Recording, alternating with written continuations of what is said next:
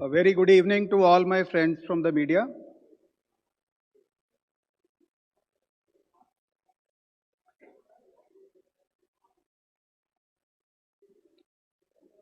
I welcome you all today to the Election Commission of India's press conference for the announcement of the schedule for assembly elections to the Legislative Assembly of Bihar 2025.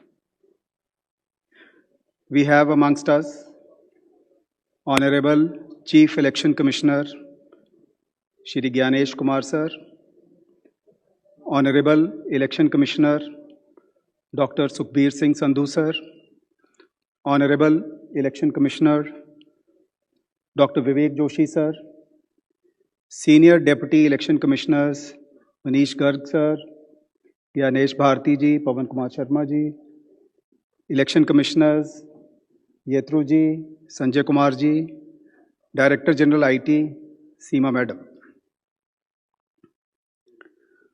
Before we start, I'll just briefly let you know that what will be the format of our press conference. We'll start with the address and presentation by Honorable Chief Election Commissioner Sir. That will be followed by a question and answer session. For the question and answer session, as per our previous practice, we'll be taking questions in groups of 5, and then Honorable Chief Election Commissioner would be answering in those groups. Before you ask your question, I would request you to kindly introduce yourself and the name of the organization. Thank you all. I'll request you to put your mobile phones on the silent mode. Sir.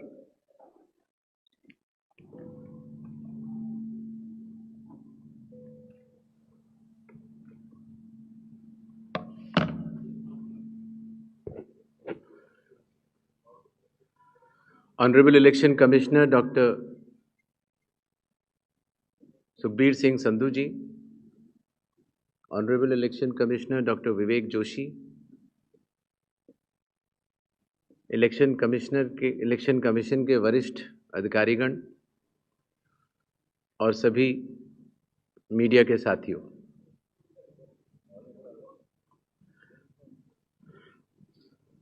आज आप सभी के माध्यम से बिहार विधानसभा के आम चुनाव 2025 की तारीखों की घोषणाएं भी होंगी और इस चुनाव में चुनाव आयोग की जो तैयारियां हैं उसके बारे में भी हम आपको बताएंगे। बिहार की पावन भूमि पर 5 वर्षों के बाद अब विधानसभा के चुनाव का आगमन हो रहा है। जैसा कि आप सबको पता है, चुनाव आयोग एक संवैधानिक संस्था है और चुनाव के अपने संवैधानिक कर्तव्य को 2 चरणों में निभाती है। पहला चरण मतदाता सूची बनाना और दूसरा चरण चुनाव कराना। जैसा कि आप सबको पता है, 24 जून 2025 से शुरू हुए विशेष गहन परीक्षण के दौर में मतदाता सूची का शुद्धिकरण किया गया। इन्यूमरेशन का पीरियड 24 जून से 25 जुलाई तक रहा। 1 अगस्त को ड्राफ्ट सूची पब्लिश की गई और सभी राजनीतिक दलों को भी दी गई। 1 अगस्त से लेके 1 सितंबर तक क्लेम्स एंड ऑब्जेक्शंस का पीरियड रहा, जिसमें जिसको भी, चाहे वो मतदाता हो, चाहे वो राजनीतिक दल हो, चाहे उनके बूथ लेवल एजेंट्स हो, उनको क्लेम्स एंड ऑब्जेक्शंस देने का भरपूर समय दिया गया। और उसके बाद पात्रता का परीक्षण हुआ और 30 सितंबर को फाइनल मतदाता सूची प्रकाशित कर दी गई। फाइनल मतदाता सूची भी सभी राजनीतिक दलों को दी जा चुकी है और अभी भी अगर उसमें कोई भी इलेक्टोरल रजिस्ट्रेशन ऑफिसर से कोई गलती रह गई हो तो उसके ऊपर जिला अधिकारी के पास अपील फाइल की जा सकती है और साथ ही साथ किसी का नाम अगर छूट गया हो तो वो नॉमिनेशन के 10 दिन पहले तक जुड़वा सकता है। नॉमिनेशन समाप्त होने पर जो भी मतदाता सूची फाइनल होगी उस पर चुनाव होंगे और उसके उपरांत कोई भी नाम जोड़ा नहीं जा सकता। अभी हाल ही में चुनाव आयोग की पूरी टीम ने और हम तीनों चुनाव आयुक्त ने बिहार का दौरा किया और दौरा करने के बाद जो सारी चीज़ें समीक्षा के उपरांत आईं उसके तहत ये निर्णय हुआ कि आज हम आपके समक्ष बिहार के सभी मतदाताओं के लिए, सभी राजनीतिक दलों के लिए चुनाव की तारीखों का ऐलान करें। बिहार में हम लोग सभी राजनीतिक दलों से मिले, सभी जिला collectors, SPs, IG, DIGs, DGP, chief secretary, divisional commissioners, enforcement agencies, सबके साथ सीएपीएफ के नोडल ऑफिसर्स, सबके साथ बैठकें हुई और आपके माध्यम से बिहार की जनता को चुनाव आयोग ये बतलाना चाहता है कि इस बार बिहार के चुनाव न केवल मतदाताओं के लिए बहुत ही सुगम और सरल होंगे, न केवल पूरी चुनावी मशीनरी तत्परता के साथ मतदाताओं के साथ खड़ी रहेगी,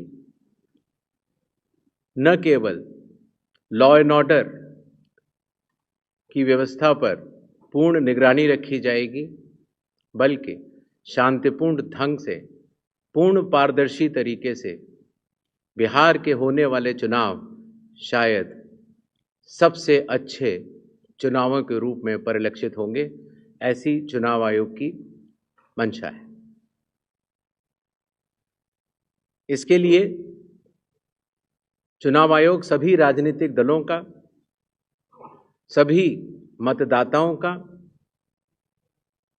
और सभी मीडिया कर्मियों का भी सहयोग अपेक्षित करता है। इसके पहले कि हम तारीखों की तरफ बढ़ें, एक छोटी सी प्रेजेंटेशन है जिससे कि काफ़ी वस्तु स्थिति आप सब लोगों के भी समक्ष आएगी और जनता के भी समक्ष आएगी। Presentation please.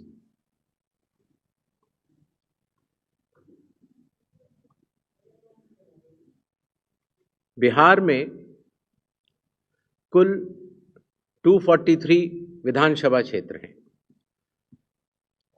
इसमें अनुसूचित जाति के लिए 38 और अनुसूचित जनजाति के लिए 2 रिजर्व्ड हैं। नेक्स्ट। एक ओवरव्यू अगर लिया जाए मतदाताओं का, तो कुल मतदाताओं की संख्या लगभग 7.42 करोड़ है, जिसमें कि मेल 3.92 और फीमेल 3.5 करोड़ हैं। सीनियर सिटीजन्स लगभग 4 लाख हैं। 100 वर्ष की आयु पूर्ण कर चुके मतदाता लगभग 14,000 हैं और फर्स्ट टाइम वोटर्स लगभग 14 लाख हैं। जैसा कि अब आप सबको विदित है, इस बार चुनाव आयोग ने मतदाताओं की सहूलियत के लिए उनकी सुविधा के लिए हर मतदान केंद्र पर 1200 से ज़्यादा मतदाता न हो, ऐसा लक्ष्य रखा है। इसके चलते पोलिंग स्टेशंस की संख्या में वृद्धि हुई और अब बिहार में 90,712 पोलिंग स्टेशंस हैं। एवरेज वोटर्स पर पोलिंग स्टेशन लगभग 818, वुमेन मैनेज्ड 1044 और मॉडल पुलिस स्टेशन लगभग 1350। हर पोलिंग स्टेशन पर वेबकास्टिंग की व्यवस्था होगी, जिससे चुनावी प्रक्रिया के ऊपर वरिष्ठ अधिकारियों का पूरा निगरानी किया जा सके। बिहार में कुछ इंटरेस्टिंग चीज़ें भी हैं। दियारा रीजन में लगभग जो 250 पोलिंग स्टेशन हैं, वहाँ घोड़े से पेट्रोलिंग होती है और इसी तरीके से लगभग 197 पोलिंग स्टेशंस में नाव के जरिए पोलिंग पार्टीज जाती हैं।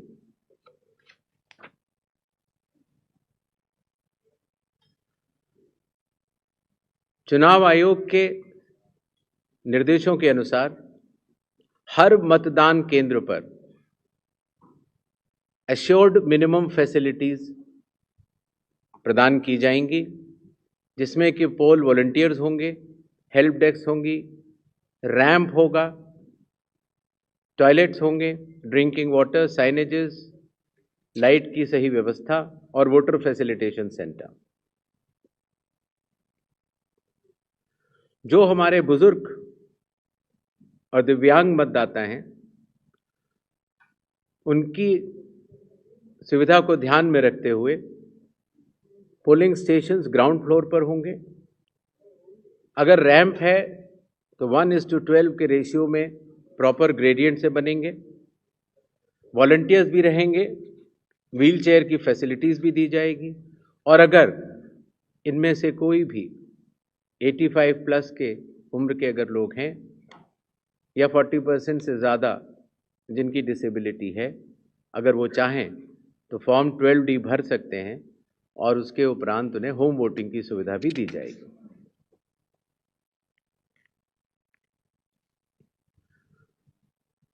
बिहार के दौरे पर चुनाव आयोग ने जिला मजिस्ट्रेट्स को, सुपरिंटेंडेंट्स ऑफ पुलिस को और सभी एनफोर्समेंट एजेंसीज को सख्त निर्देश दिए हैं, zero tolerance to any violence, no scope for any kind of intimidation or threat to voters or candidates. CAPF will be deployed adequately and in advance as a confidence building measure. All officers to act in absolutely impartial way and easily accessible to all the stakeholders. इसके बारे में मैं आपको बाद में भी बताऊंगा। अगर कोई फेक न्यूज़ या मिस इन्फॉर्मेशन होती है, खास तौर से सोशल मीडिया या किसी भी और प्लेटफॉर्म पर, तो उस मिस इन्फॉर्मेशन को काउंटर किया जाएगा और स्ट्रिक्ट विजिल रखी जाएगी सारे चेक पॉइंट्स पर, जिससे कि ड्रग्स, लिकर और कैश का इलीगल ट्रांजैक्शन न हो पाए।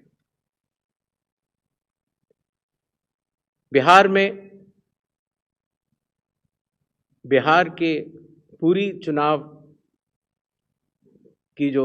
का तंत्र है, उसके साथ मिलकर बिहार के इन चुनावों में 17 नए इनिशिएटिव्स लिए जा रहे हैं, जो कि बिहार से शुरू होकर पूरे देश में लागू होंगे। चुनाव आयोग ने इसके ऊपर एक इनिशिएटिव के ऊपर काफ़ी चर्चा और इनकी प्रायोगिकता को देखते हुए ये कदम उठाया है और एक ऐतिहासिक कदम इसको माना जाएगा। ट्रेनिंग, पहली बार जो चुनाव आयोग का ट्रेनिंग इंस्टीट्यूट है, India international institute for democracy and election management, वहां पर बिहार के सभी बूथ लेवल एजेंट्स जो जिला स्तर के थे, बूथ लेवल एजेंट 1, उनकी ट्रेनिंग का आयोजन किया गया। इसी तरह से अब जहाँ जहाँ चुनाव होंगे वहाँ वहाँ बूथ लेवल एजेंट्स 1 की भी ट्रेनिंग IIIDM द्वारिका में की जाएगी। जो बूथ लेवल ऑफिसर्स होते थे, पहले उनकी ट्रेनिंग या तो विधानसभा स्तर पर हो जाती थी या कई बार जिला स्तर पर। तो इस बार हर विधानसभा क्षेत्र के 4 से 5 BLOs को IIIDM में बुलाया गया और उनको चुनावी प्रक्रिया के बारे में अवगत कराया गया, जिससे कि हमें अब जो चुनावी तंत्र है, जो जमीनी स्तर का चुनावी तंत्र है, उसमें बहुत ही ज़्यादा बदलाव देखने को मिला। साधारण तौर से पुलिस ऑफिसर्स की ट्रेनिंग भी जिला स्तर पर या राज्य स्तर पर होती थी, लेकिन चूंकि लॉ एंड ऑर्डर एक सेंसिटिव सब्जेक्ट है और ख़ास तौर से जब CAPF जाती हैं तो जिला पुलिस प्रशासन और CAPF का समन्वय भी बहुत आवश्यक होता है। इसके लिए पहली बार पुलिस ऑफिसर्स की भी IIIDM में ट्रेनिंग की व्यवस्था की गई। ये तीनों लॉजिस्टिक्स के हिसाब से और ट्रेनिंग के हिसाब से बहुत बड़े कदम रहे। मतदाता सूची लगभग 22 वर्षों के बाद बिहार में मतदाता सूची के शुद्धिकरण का कार्य सफलतापूर्वक 30 सितंबर को संपन्न हुआ। लगभग सभी राजनीतिक दलों ने ये मांग की थी कि मतदाता सूची में काफ़ी त्रुटियां हैं और इसको मद्देनज़र रखते हुए ये कदम उठाया गया। हालांकि सोशल मीडिया पर इसके बारे में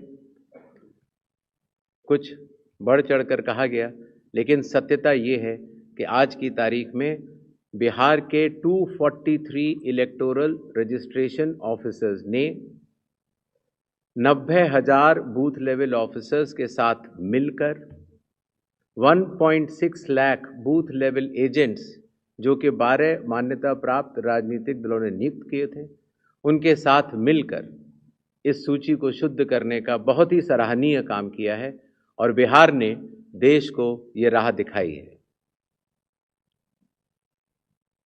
चूंकि विशेष गहन परीक्षण में काफ़ी मेहनत जमीनी स्तर के अधिकारियों को करनी पड़ी, तो जो रिन्यूमरेशन था, जो BLOs का था और जो बाकी अधिकारियों का था, उसको भी कई वर्षों के बाद बढ़ाया गया और ख़ास तौर से EROs और AEROs का ऑनरेरियम तो पहली बार दिया गया।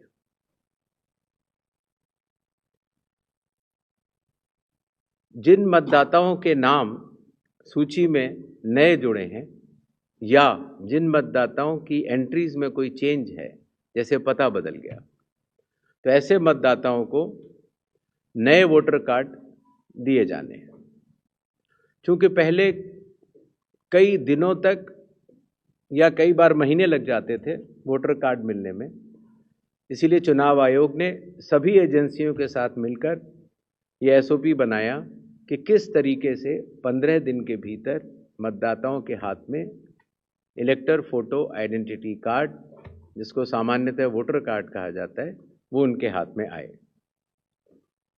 इसी तरीके से जो हमारे बूथ लेवल ऑफिसर्स हैं, जब वो मतदाताओं के घर घर जाते हैं तो उनको भी पहचान पत्र पहली बार चुनाव आयोग ने डिज़ाइन भी किया और उनको दिया भी। कंडक्ट ऑफ इलेक्शंस जो आने वाला है,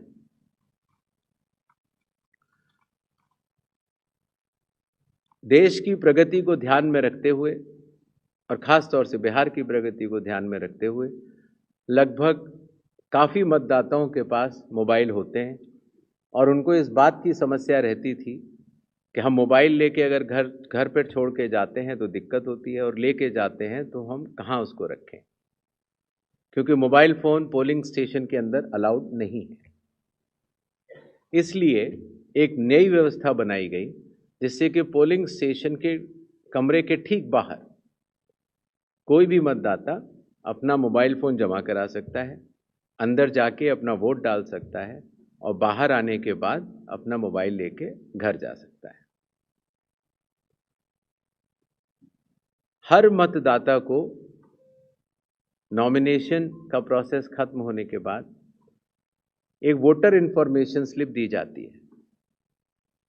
वोटर इन्फॉर्मेशन स्लिप देने का लक्ष्य सिर्फ ये रहता है कि मतदाता को, क्योंकि कई बार बूथ बदल जाते हैं या कई बार मतदाता नए होते हैं, तो उनको वोटर स्लिप पर, इन्फॉर्मेशन स्लिप पर अपने बूथ का नाम और सारे डिटेल्स मिल जाते हैं। तो वोटर इन्फॉर्मेशन स्लिप पर बहुत ही छोटा चेंज करने के बाद मतदाताओं की सहूलियत बहुत बढ़ गई, क्योंकि उसमें उनका पोलिंग स्टेशन का नंबर, पोलिंग स्टेशन की जगह कोने में बड़े रूप में दिखा दी गई। पहले उनको पूरे में ढूंढना पड़ता था।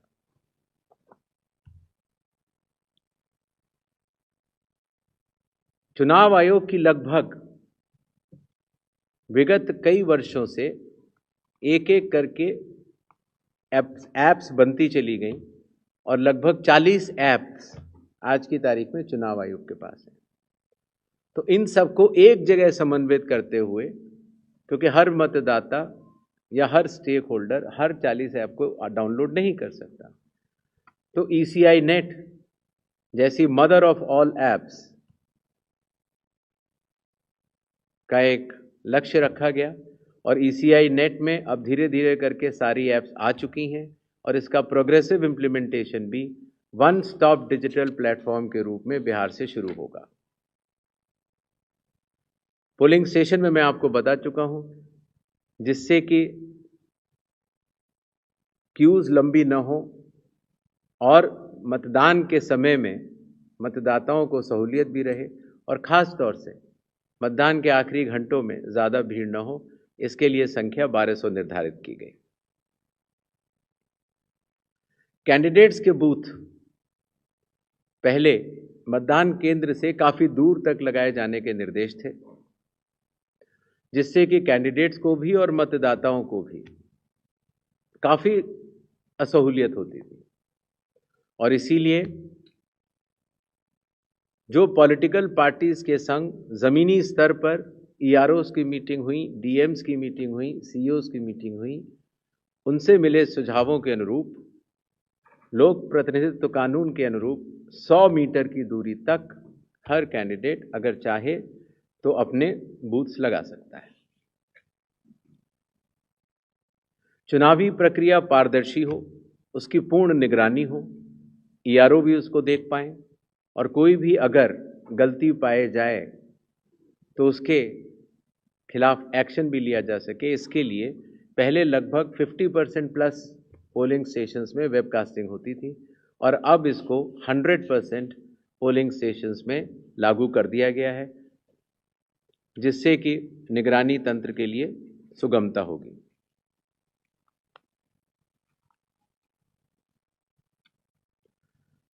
कई बार प्रत्याशियों ने ये शिकायत की थी कि जो हमारी फ़ोटो होती है वो चूँकि ब्लैक एंड वाइट में आती है और जमा तो कलर करते हैं तो वो पहचान में नहीं आती और काफ़ी हतोत्साहित उनको होना पड़ता है जब वो EVM में उनकी फ़ोटो अच्छी नहीं आती है। तो छोटा सा कदम, लेकिन इसमें फिर चुनाव आयोग ने निर्णय लिया कि एक तो फ़ोटो कलर लगाई जाएगी और साथ ही साथ जो सीरियल नंबर होता है उसका फॉन्ट भी बड़ा किया जाएगा, जिससे कि प्रत्याशियों की पहचान भी आसानी से हो जाए और मतदाताओं को सुविधा भी हो।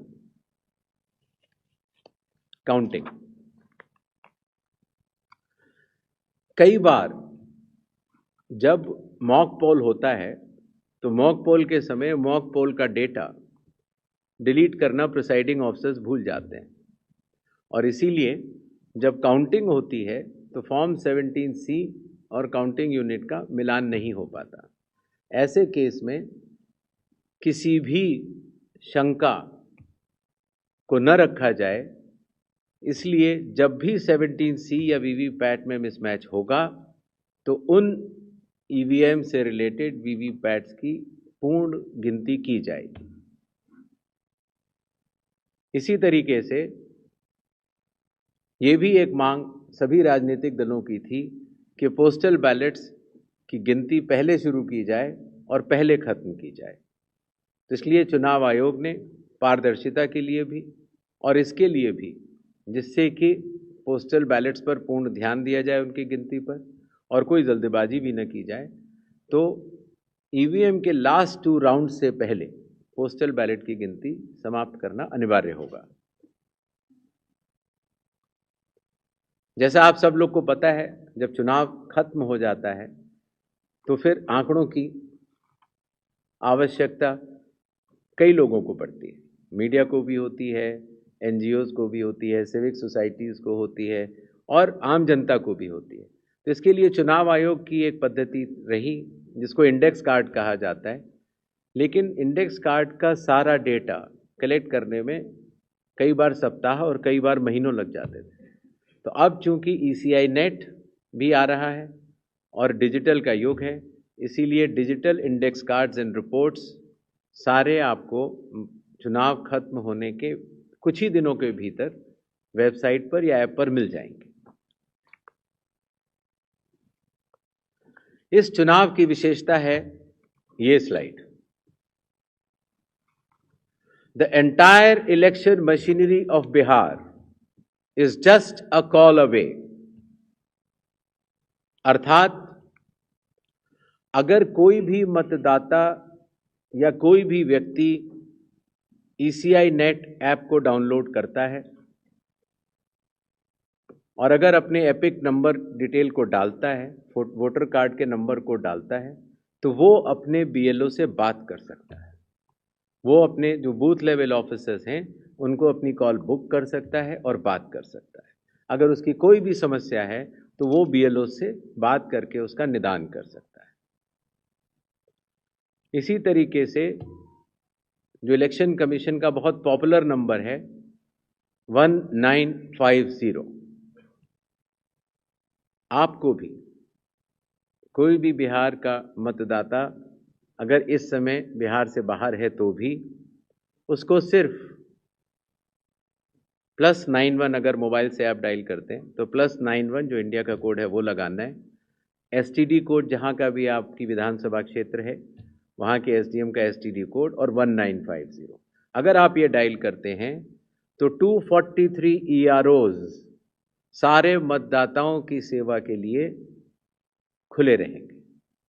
इसी तरीके से अगर आपको ERO के कॉल सेंटर से संतुष्टि नहीं मिलती है तो 38 DMs के यहाँ भी आप 1950 पे कॉल कर सकते हैं और पटना में CO के यहाँ भी कॉल कर सकते हैं। ये एक बहुत बड़ी व्यवस्था है जिसको कि लॉजिस्टिकली पूरा सही से बना दिया गया है और आशा है इस सुविधा के बाद शायद दुनिया का शायद ही ऐसा कोई चुनाव होगा जिसमें कि 90,712 BLOs, 243 EROs, 38 DEOs और CO स्वयं मतदाताओं के लिए किसी भी दिक्कत अगर उनको आ रही है या ग्रीवेंस है उसके लिए सचेत रहेंगे। नेक्स्ट, ये भी बिहार में पहली बार हो रहा है। पहले जो ऑब्जर्वर्स हम लगाते थे कुछ असेंबलीज को मिलाकर लगा देते थे, लेकिन अब 243 असेंबलीज में 243 जनरल ऑब्जर्वर्स होंगे जो कि विभिन्न राज्यों से वरिष्ठ IAS अधिकारी नामित किए गए हैं जो कि बिहार के रहने वाले नहीं हैं। इसी तरीके से जो लॉ एंड ऑर्डर के लिए जो पुलिस ऑब्जर्वर्स हैं वो हर जिले में एक होंगे और एक्सपेंडिचर ऑब्जर्वर्स को हम लोगों ने चुनाव आयोग ने कुछ असेंबलीज को मिला के नामित किया है। इन ऑब्जर्वर्स के फ़ोन नंबर भी और असेंबली किस असेंबली से हैं वो आपको ECI नेट पर भी मिल जाएंगे और वेबसाइट पर भी मिल जाएंगे, जिससे कि अगर कोई भी ऐसी बात है या शिकायत है तो आप इन ऑब्जर्वर्स को बतला सकते हैं।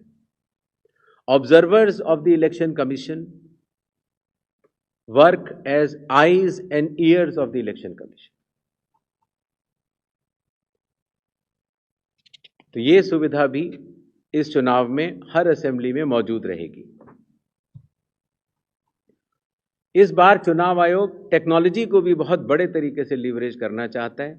जैसे मैंने आपको पहला बताया पहले बताया कि ये अलग अलग ऐप्स होती थी, सी विजिल, जिसमें कि आप कोई भी एमसीसी वायलेशन की शिकायत डाल सकते हैं। 100 मिनट्स के अंदर रिस्पांस टाइम है। अगर 100 मिनट्स के अंदर नहीं होती है तो जिला कलेक्टर उसको स्वयं देखते हैं और सीओ भी स्वयं देखते हैं। Know your candidate, voter helpline app, ये सारी की सारी। नेक्स्ट, अब ईसीआई नेट पर भी होंगी।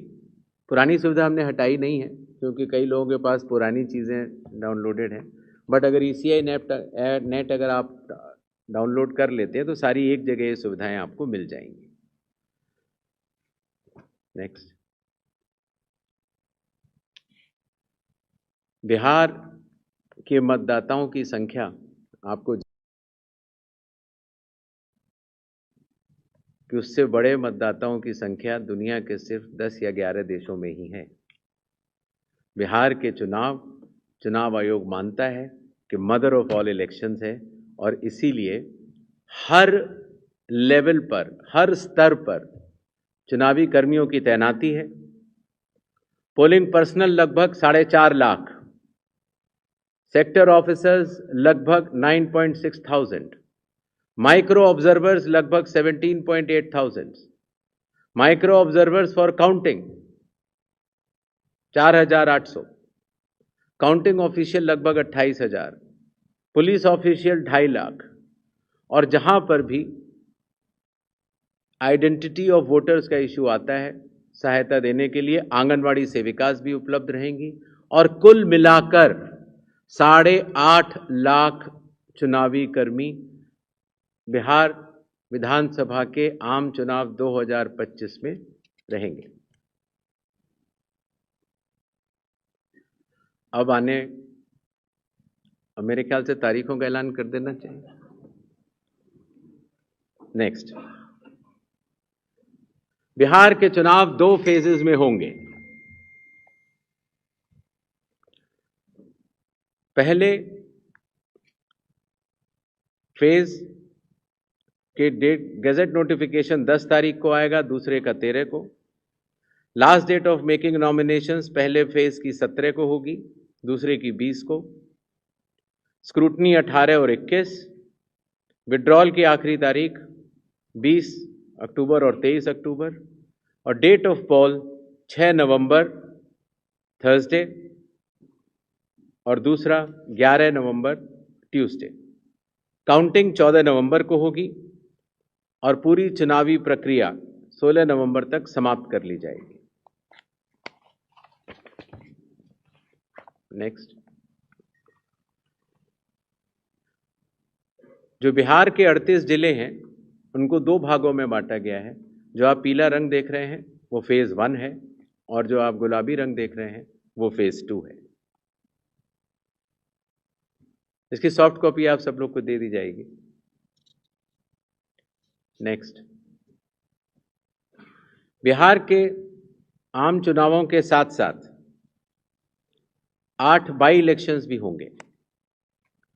जम्मू कश्मीर के 2, बडगांव और नगरोटा, राजस्थान के अंता, झारखंड की घाटशिला, तेलंगाना जुबली हिल्स, पंजाब में तरन तारन, मिजोरम में दंपा, उड़ीसा में नौपादा।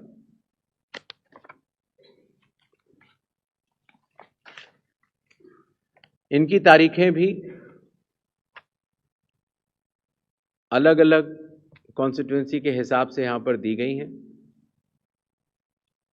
डेट ऑफ पोल लेकिन सबका 11 तारीख ही होगा और काउंटिंग 14 नवंबर को होगी। इसके साथ कुछ चीजें हम जरूर बताना चाहेंगे।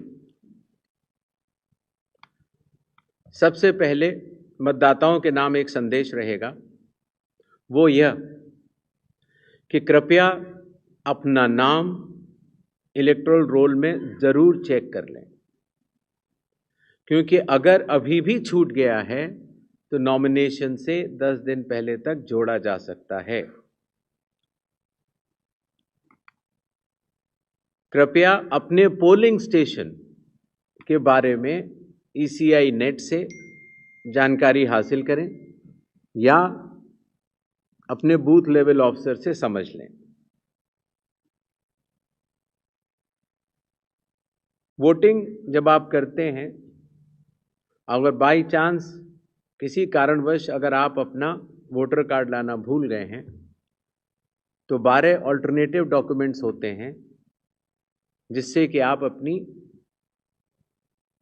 आइडेंटिटी बता सकते हैं और उसके बाद वोट डाल सकते हैं। मतदाताओं को ये विश्वास रहे कि हर पोलिंग बूथ पर AMF that is assured minimum facilities उपलब्ध होंगी। वोटर इंफॉर्मेशन स्लिप्स हर मतदाता को पहुंचाई जाएंगी। अगर आप मोबाइल लेकर आते हैं तो डिपॉजिट फैसिलिटी रहेगी, बिल्कुल निश्चिंत रहें। सर्विस वोटर्स हैं तो आपको पोस्टल बैलेट की सुविधा रहेगी। अगर आप दिव्यांग हैं या 85 प्लस ईयर्स के हैं तो आपके लिए होम वोटिंग की सुविधा दी जाएगी, बशर्ते कि आपको फॉर्म 12D भरना होगा। मतदान करने से पहले अपने प्रत्याशी के बारे में जरूर जान लें। नो योर कैंडिडेट ऐप से भी आप देख सकते हैं। और अगर कोई भी प्रत्याशी या राजनीतिक दल मॉडल कोड ऑफ कंडक्ट का वायलेशन करता है तो सी विजिल की ऐप पर आप बता सकते हैं, 1950 पर भी आप बता सकते हैं या ऑब्जर्वर्स को भी बता सकते हैं। राजनीतिक दलों से भी निवेदन रहेगा कि वो हर पोलिंग स्टेशन पर चुनाव आयोग द्वारा पारदर्शी चुनावों के साथ सहभागिता करें और हर पोलिंग स्टेशन पर अपने बूथ लेवल एजेंट्स को नामित करें।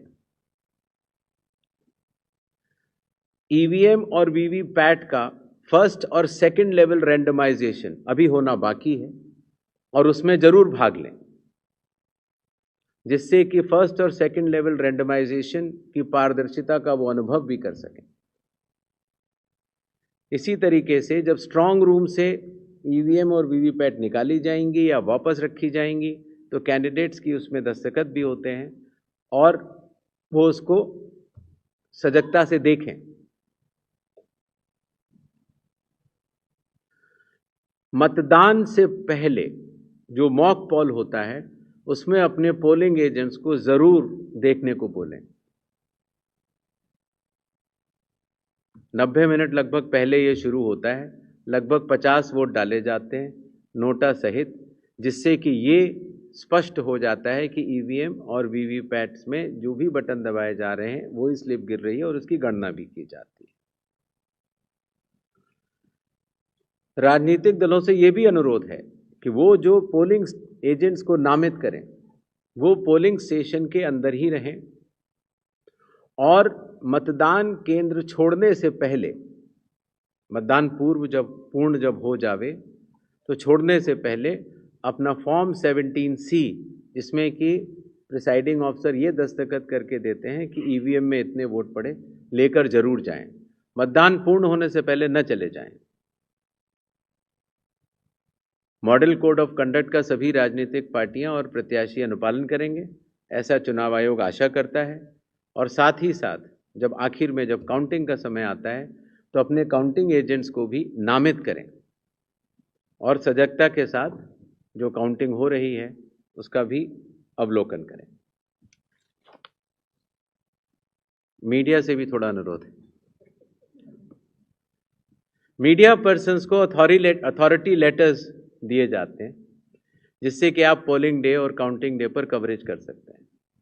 तो जो अथॉरिटी लेटर के साथ जो शर्तें हैं उनका अनुपालन अगर आप सहजता से करेंगे तो जनता को भी बता पाएंगे कि चुनाव की पूरी प्रक्रिया कैसी चल रही है और व्यवस्था बनी रहेगी। अगर आप पोलिंग बूथ पर जाते हैं और कुछ फोटो या खींचना चाहते हैं तो जैसा प्रिसाइडिंग ऑफिसर के जो भी निर्देश होंगे उनका आप लोग जरूर पालन करें। और आखिरी और सबसे महत्वपूर्ण,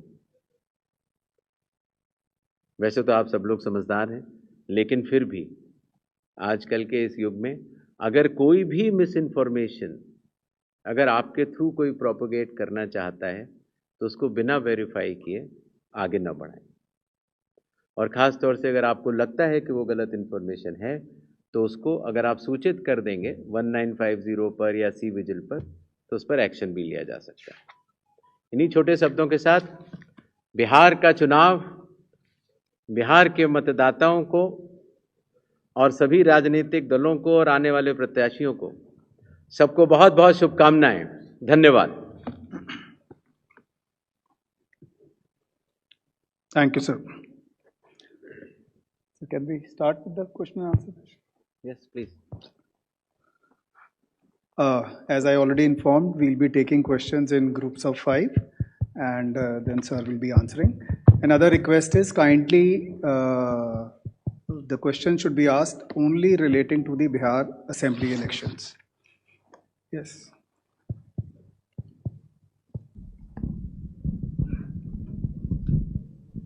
सर मैं मनीष अग्रवाल नवभा टाइम से इधर सर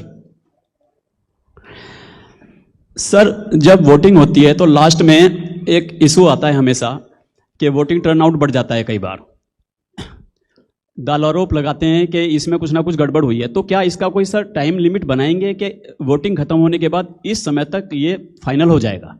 एंड सेकंड, क्या SIR पैन इंडिया शुरू करेंगे या सर इसमें अभी कुछ समय है?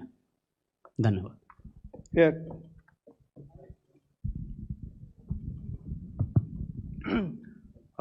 सर नमस्कार, मैं न्यूज़ नेशन से सर मोहित दुबे हूँ।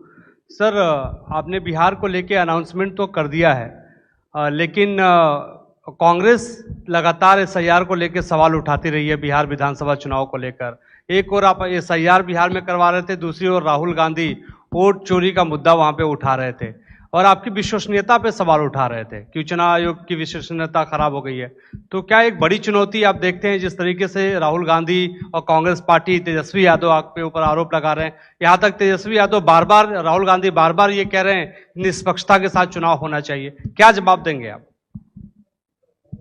So Arunima from CNN News 18. Right here. So the SIR process has ended here. But is there any data point available as to how many illegal immigrants were detected at the end of the SIR process? Sir, Raman from news 24। आपने 2 phase में चुनाव का ऐलान किया बिहार चुनाव के लिए। इसमें बहुत सारे राजनीतिक दलों की तरफ से सुझाव आया था कि 1 फेज में करवाया जाए, उसमें क्या दिक्कत थी? और एक सवाल सर इससे जुड़ा हुआ है कि घुसपैठिए के बारे में अभी तक कोई बयान चुनाव आयोग की तरफ से नहीं आया है कि कितने घुसपैठिए आपको मिले। सर मैं पीयूष पांडे हूँ TV9 भारतवर्ष से। सर मैं इधर हूँ, पीयूष पांडे TV9 भारतवर्ष से। मेरा सवाल सोशल मीडिया और AI के जो ब्यूटिफिकेटेड जो वीडियोस आते हैं उनको लेकर के है, चूँकि मैंने लास्ट टाइम भी आपसे पूछा था, क्या इसको लेकर के कोई मैकेनिज्म बनाया गया है? किस तरीके से इसको हैंडल करेंगे? चूँकि बड़े पैमाने पर ऐसा किया जाता है और अनजान होते हैं लोग, वो इसके झांसे में भी आ जाते हैं, तो इस बारे में आप अगर पूरी जानकारी दें। We'll take the next round later. I'll request sir to answer these questions. सबसे पहले वोटर टर्नआउट का विषय ले लेते हैं। पहले क्या होता था कि हर 2 घंटे पर जो 10 या 12 बूथों के ऊपर जो सेक्टर मजिस्ट्रेट्स होते हैं वो प्रिसाइडिंग ऑफिसर से फ़ोन पर डेटा लेने के बाद रिटर्निंग ऑफिसर को देते थे और रिटर्निंग ऑफिसर उनको वोटर टर्नआउट ऐप में भरते थे। ये एक non statutory, non instruction based, एक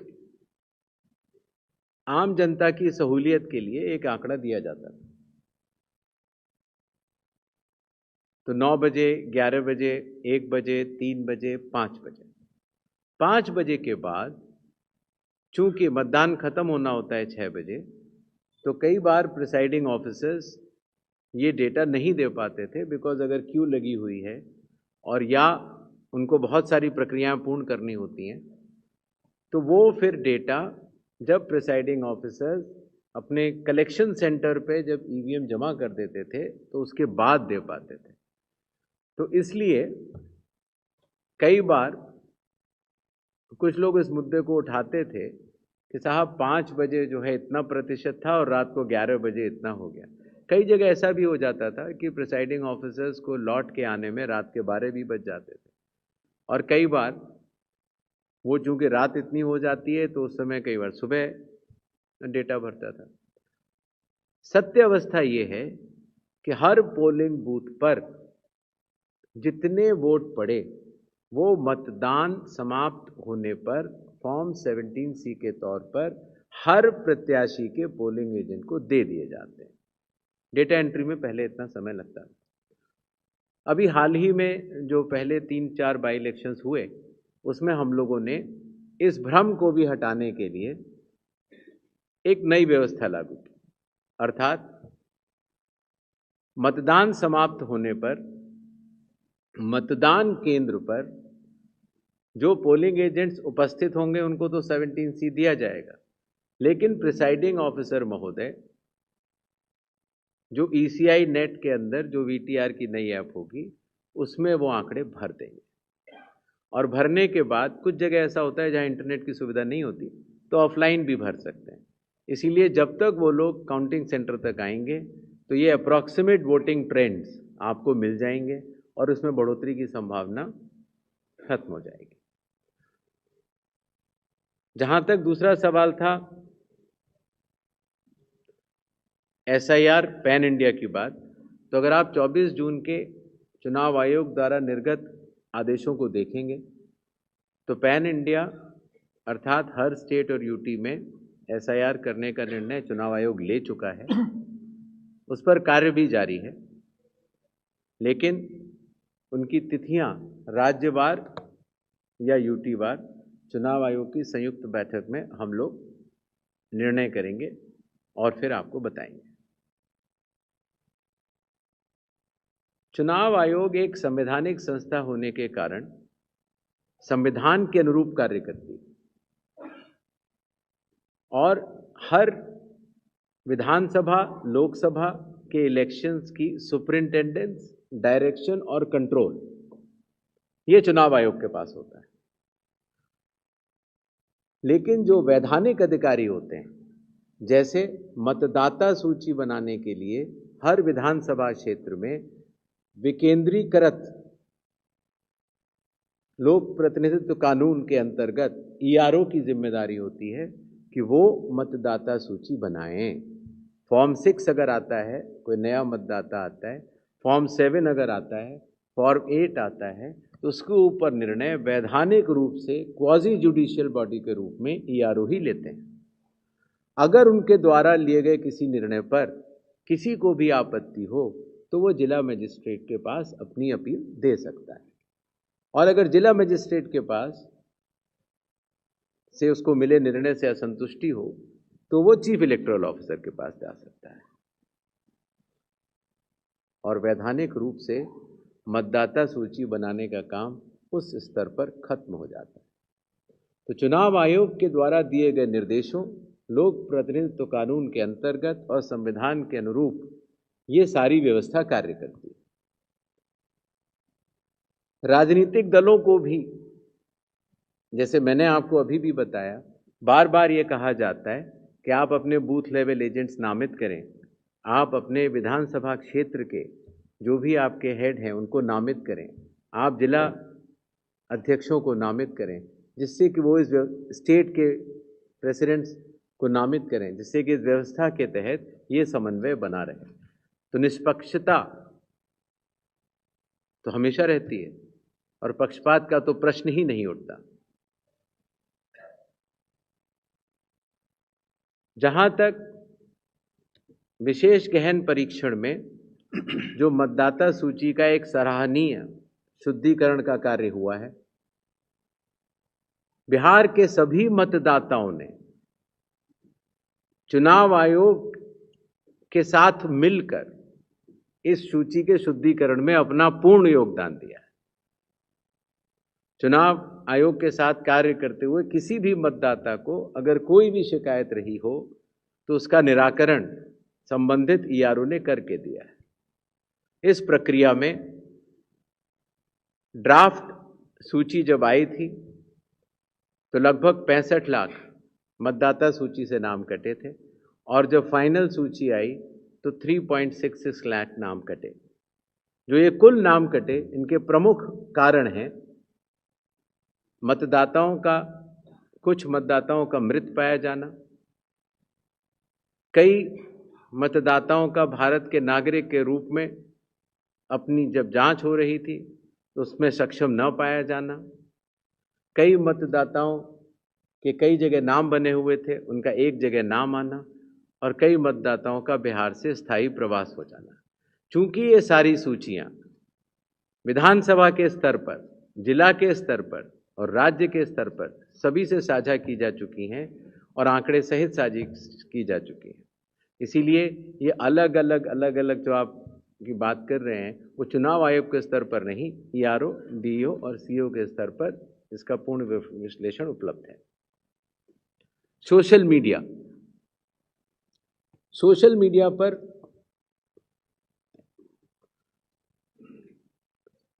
सेल्फ रेगुलेशन से बड़ी कोई चीज नहीं हो सकती, लेकिन चुनाव का अवधि बहुत छोटी होती है और उस समय अगर कोई भी भ्रम या भ्रांति या गलत प्रचार किया जाएगा तो उसका काउंटर, जैसे मैंने आपको पहले बताया था, उसका तुरंत करने की व्यवस्था जिला अधिकारियों के दफ्तरों में भी की गई है, सीईओ के ऑफिस में भी की गई है और आशा है कि एक रिस्पॉन्सिबल सिटीजन्स होने के नाते, रिस्पॉन्सिबल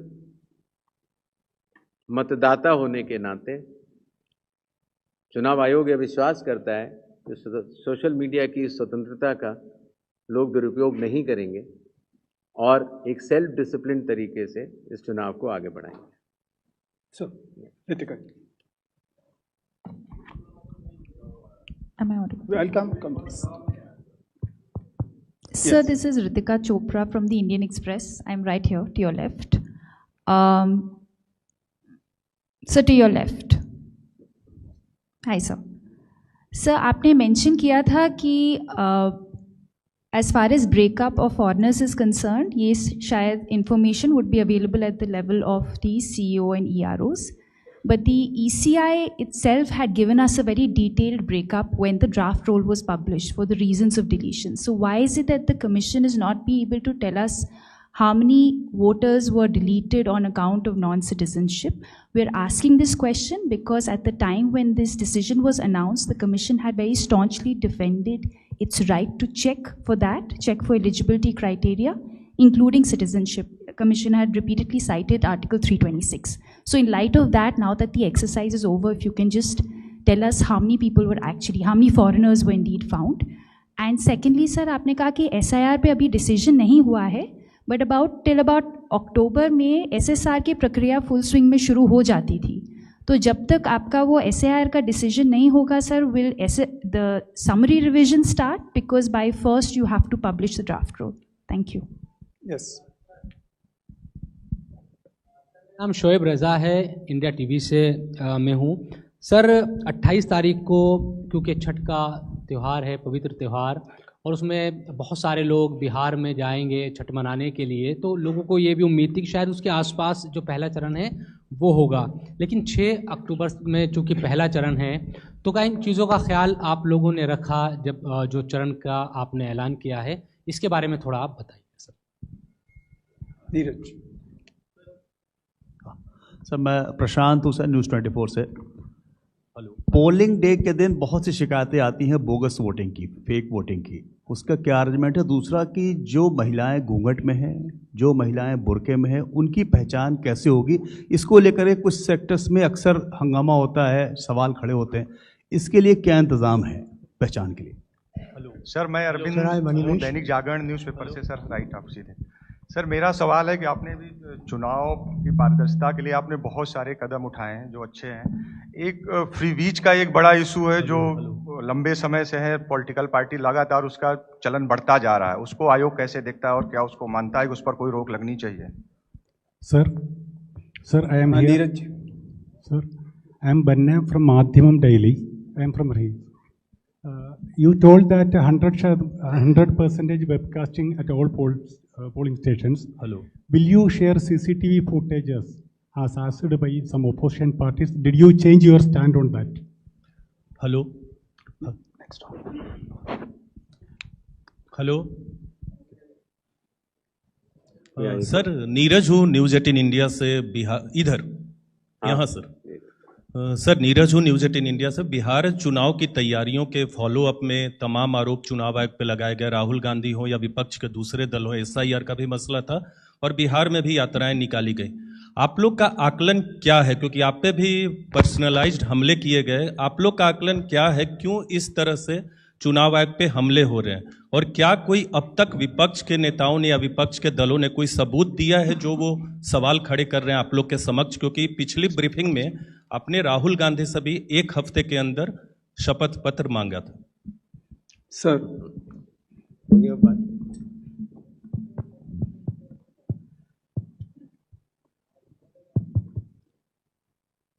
छठ का त्यौहार 28 तारीख को है और ये बात सच है कि हम लोग भी चुनाव सभी राजनीतिक दलों ने कहा था कि छठ के आसपास कराया जाए।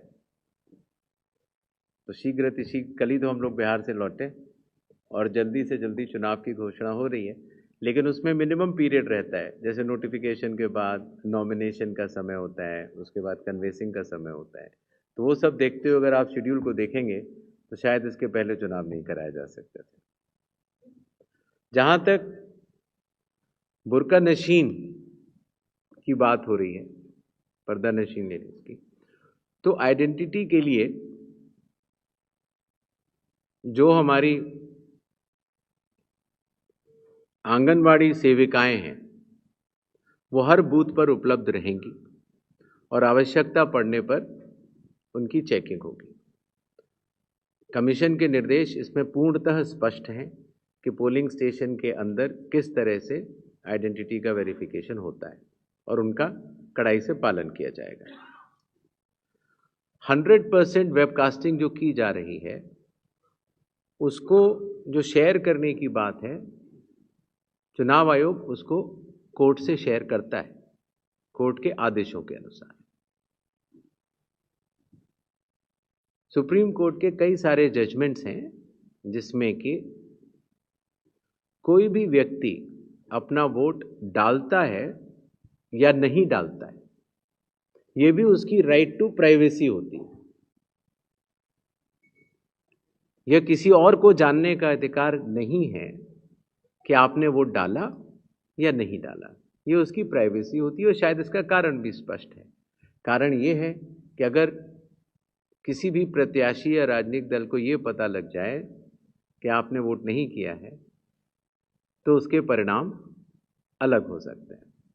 और इसलिए फॉर्म 17A एक होता है जिसमें कि वोटर्स जब आप वोट करने जाते हैं तो आप दस्तखत भी करते हैं और एक सीक्वेंस में उसकी आपका समय भी लिखा जाता है, आपका नाम भी होता है। वो 17A सिर्फ और सिर्फ हाईकोर्ट को, माननीय हाईकोर्ट को दिया जा सकता है अगर कोई इलेक्शन पिटीशन हो, और वेबकास्टिंग पोलिंग स्टेशन की 17A के बराबर ही है और वोटर की प्राइवेसी रखनी होती है और इसीलिए ऐसे वेबकास्टिंग को सिर्फ और सिर्फ हाईकोर्ट को दिया जा सकता है। इसके विरुद्ध कुछ लोग गए भी थे कोर्ट में, महाराष्ट्र हाईकोर्ट में भी गए थे। वहाँ महाराष्ट्र हाईकोर्ट ने पुराने सुप्रीम कोर्ट के जजमेंट को यथावत ठहराया और उसकी अपील के लिए भी लोग सुप्रीम कोर्ट गए थे, तो सुप्रीम कोर्ट ने फिर महाराष्ट्र हाईकोर्ट के फैसले को सही ठहराया। अर्थात वेबकास्टिंग सिर्फ और सिर्फ हाईकोर्ट को ही दी जा सकती है और वो भी इलेक्शन पिटीशन दायर करने पर। जहाँ तक फ्रीबीज की बात है, इसके ऊपर बहुत चर्चाएं मीडिया में आती रहती, लेकिन चुनाव आयोग MCC डिक्लेयर करने के बाद MCC के अनुरूप निर्देशों का कड़ाई से पालन करता है। और आज इस प्रेस कॉन्फ्रेंस के बाद अगर ऐसी कोई भी शिकायत अगर संबंधित अधिकारियों को मिलती है तो इसके ऊपर कड़ाई से कार्रवाई होगी।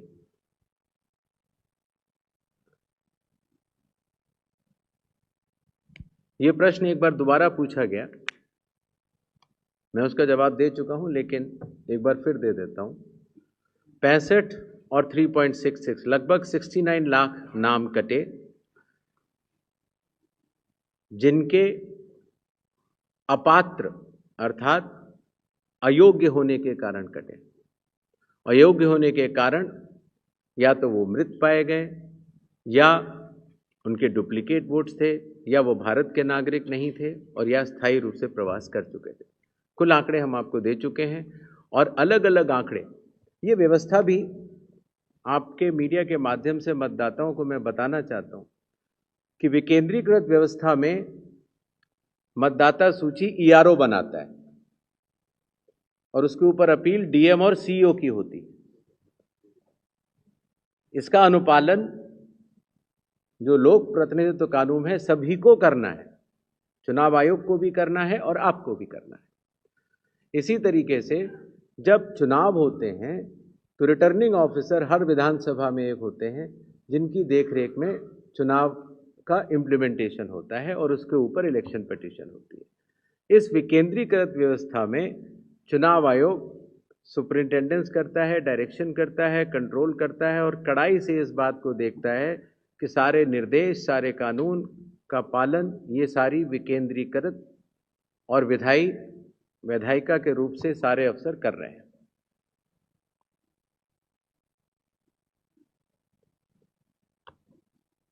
बाकी कुछ पॉलिटिकल रिटोरिक्स अगर होते हैं तो उसके ऊपर चुनाव आयोग रिएक्ट नहीं करता है।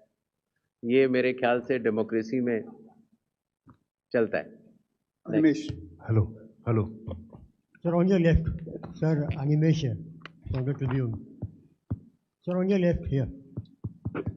Sir, around 22 lakh women voters have been deleted from the list of Bihar voters.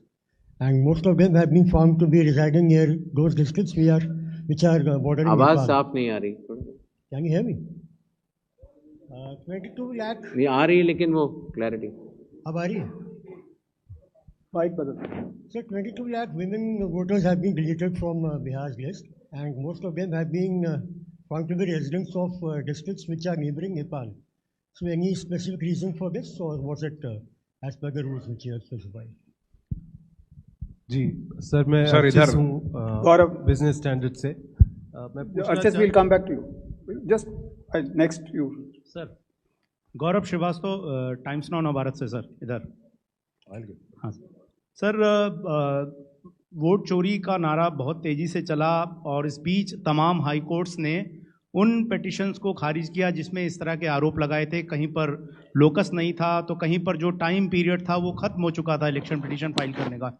ये जो आरोप इलेक्शंस ख़त्म होने के कुछ महीनों बाद निकल कर आते हैं, बिहार चुनाव को लेकर भी क्या इस तरह के आरोप अगर लगते हैं तो इलेक्शन कमीशन किस तरीके से लोगों को जागरूक कर रहा है कि इस तरह की जो पिटीशंस हैं उनको फाइल करने के लिए एक तय कानून है, तय नियम है, और उसके लिए मतदाता होना ज़रूरी है, लोगों को एफिडेविट देना ज़रूरी है। ये जो भ्रम की स्थिति, क्योंकि इसके बाद आप पूरे देश में SIR कराने की तैयारी में, जाहिर तौर पर कुछ मतदाताओं के नाम जुड़ेंगे, कुछ के बाहर होंगे, तो ये पूरे देश में भ्रम की स्थिति ना पैदा हो, कानूनी रूप से भी और सड़कों पर भी, इसको लेकर चुनाव आयोग क्या तैयारी कर रहा है। दूसरा सर सवाल यह है कि कल सुप्रीम कोर्ट में जस्टिस सूर्यकांत की बेंच पर SIR की वैधता को चुनौती देने वाली याचिकाओं पर सुनवाई है। इलेक्शन कमीशन की इस सुनवाई के दौरान जो है वो कोर्ट ने ये भी कहा था कि अगर ज़रूरत पड़ी तो हम पूरी इस प्रक्रिया को भी ज़रूरत पड़ने पर वैध या अवैध करार दे सकते हैं। अभी चूंकि सुनवाई सब जुडिस है, तो क्या सुप्रीम कोर्ट, क्या इलेक्शन कमीशन मानता है कि जो SIR की प्रक्रिया है उसे अंतिम मुहर सुप्रीम कोर्ट से एक तरह से मिल चुकी है जो बिहार में पूरी प्रक्रिया हुई है? सर इधर मेरा नाम रविंद्र है। मैं ये पूछना चाहता था कि आपने कहा कि 2 फेजेस में चुनाव होगा। अगर पिछले 20-25 साल का देखें तो 2005 में 4 फेज में था, 2010 में 6 फेज, 2015 में 5 फेज फिर से, और 2020 में 3 फेज था। If you can share with us what were the considerations to reduce it to just 2 phases, and if it's been reduced to 2 phases, why not 1 phase? Thank you. Sir इधर sir, मेरा नाम रविंद्र सिंह शोरान है, मैं एक independent journalist हूँ। Sir मेरा सवाल यह है कि इलेक्शन को निष्पक्ष कराना आपके लिए एक चुनौती है। पहला आपका इलेक्शन है CEC के तौर पर, तो आपको शुभकामनाएं। लेकिन उससे भी बड़ा जो चुनौती है वो साख का संकट है कि इलेक्शन कमीशन की जो साख है वो इस वक्त बहुत स्टिक पे है, और ये केवल क्वेश्चन पॉलिटिकल पार्टीज और चुनाव आयोग के बीच का नहीं है, जनता के बीच में भी ये सवाल उठ रहा है। उसको आप लोग कैसे उसका आंसर देने की कोशिश करेंगे? क्योंकि आमतौर पर लगता है इलेक्शन कमीशन सवालों के जवाब दे नहीं रहा है जो जनता जानना चाहती है। एक बात, और दूसरी बात ये अभी जो restrict yourself to one question, please. There are others also waiting. जी एमसीसी लागू होने के बाद के 10,000 रुपए जो दिए गए हैं पॉलिटिकल जेडी और बीजेपी ने, उस पर आप लोग कुछ, उसके पहले जो दिए गए हैं, या उस पर भी आप लोग कुछ चेक करेंगे सर? मैं अश्विन कुमार सिंह एनडीटीवी से।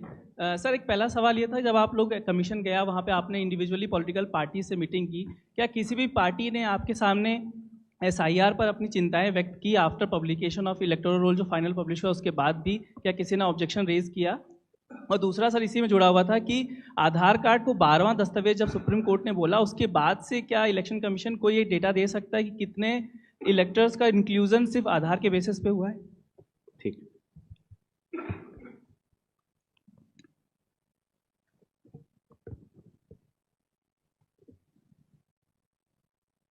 ये बात सच है कि अब बिहार के जो चुनाव हैं उनकी फेजेस कम होते होते 2 हो गए। इसके कई कारण हैं। मतदाताओं की जागरूकता, सीएपीएफ की अवेलेबिलिटी, लॉ एंड ऑर्डर का असेसमेंट और चुनाव आयोग और उसके कर्मियों की कार्यक्षमता में बढ़ोतरी, ये सारे फैक्टर्स देखते हुए 2 फेज में चुनाव कराना उचित भी लगा और ये भी लगा कि इससे चुनाव कराने में भी सबको सरलता होगी। जहां तक चुनाव आयोग और मतदाताओं के बीच का संबंध है, मतदाताओं को चुनाव आयोग पर पूरा भरोसा है। 7.5 करोड़ 42 लाख बिहार के मतदाता चुनाव आयोग के साथ खड़े हुए हैं और चुनाव आयोग को भी मतदाताओं पर पूर्ण भरोसा है कि वो इस चुनाव को सफल बनाएंगे।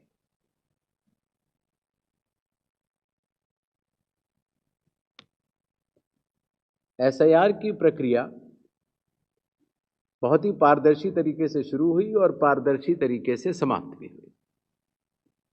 बीच में कुछ धारणाएं बनती चली गई और जो धारणाएं बनती चली गई वो लोगों को जब उसकी सत्यावस्था का पता लगा तो सब लोग चुनाव आयोग से जुड़ते चले गए। और जैसा मैंने अभी कहा, 7 करोड़ 42 लाख बिहार के मतदाता चुनाव आयोग के साथ खड़े हैं और चुनाव आयोग भी उनके साथ कंधे से कंधा मिलाकर खड़ा है।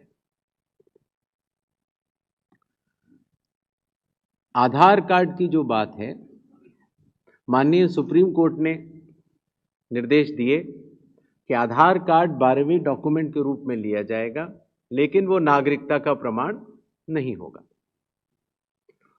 सेक्शन 9 आधार एक्ट का ये कहता है कि आधार कार्ड न तो नागरिकता का प्रमाण है, न जहां आप रहते हैं उसका प्रमाण है। 2023 से पहले कई सुप्रीम कोर्ट के जजमेंट्स आए जिसमें यह निर्णय दिया गया कि आधार कार्ड डेट ऑफ बर्थ का प्रमाण भी नहीं है। अर्थात कुल मिला के अगर देखें तो सुप्रीम कोर्ट के डिसीजंस के अनुसार, आधार एक्ट के अनुसार आधार डेट ऑफ बर्थ का प्रमाण नहीं है, जहां आप रहते हैं डोमिसाइल उसका प्रमाण नहीं है और सिटीजनशिप का प्रमाण नहीं है। आधार आपकी पहचान का प्रमाण है। जहां तक आर्टिकल 326 की बात है, संविधान का आर्टिकल 326 ये कहता है कि आपकी आयु 18 वर्ष से अधिक होनी चाहिए, आप भारत के नागरिक होने चाहिए और आप उस पोलिंग स्टेशन के आसपास रहने वाले होने चाहिए। तो इन तीनों शर्तों की जो पात्रता है जो संविधान में लिखी है वो आधार कार्ड से पूर्ण नहीं हो पाती। आधार कार्ड पहचान का प्रमाण पत्र रह जाता है, जो कि बहुत ज़रूरी चीज़ है। तो सुप्रीम कोर्ट के आदेशों के अनुपालन में चुनाव आयोग ने आदेश भी जारी किए और उसका पूर्णतः पालन भी हो रहा है।